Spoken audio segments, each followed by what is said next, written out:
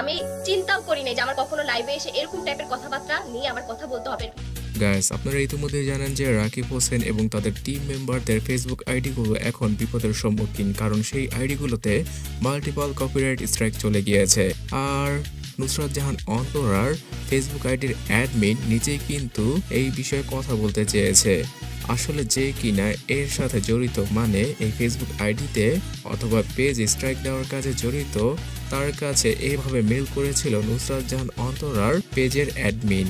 So তিনি বলেছিলেন যে, হ্যালো জনাব, শুভ সন্ধ্যা, আমি রবিউল ইসলাম, নুসরাত জাহান অন্তরার পেজের অ্যাডমিন। আপনি কেন ফেক কপিরাইট স্ট্রাইক দিয়েছেন নির্দ্বিধায় বলতে পারেন। মানুষ হিসেবে আমরা কেউই ভুলের ঊর্ধ্বে নই। আপনার যদি কোনো মতামত থাকে অবশ্যই আমাকে জানাবেন ও দয়া করে কপিরাইট স্ট্রাইকটা উঠিয়ে দেবেন। তো এখানে রিপোর্ট নাম্বার সহ রবিউল ইসলামের সাথে কথা বলতে বলা হয়েছে।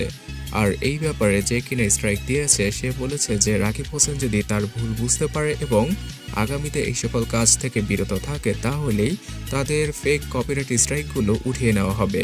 আর রাকিবকে দেখে বাংলাদেশের প্রত্যেকটা ইনফ্লুয়েন্সারই বুঝতে পারবে যে এই সকল কাজ করা একদমই ঠিক না। মানে রাফসান তার ছোট ভাইয়ের মতো কন্টেন্ট ক্রিয়েটরকে ফেক কপিরাইট স্ট্রাইক দেওয়া একদমই ঠিক না। সো এই ব্যাপারে আপনার কি মতামত অবশ্যই কমেন্ট করে জানাবেন।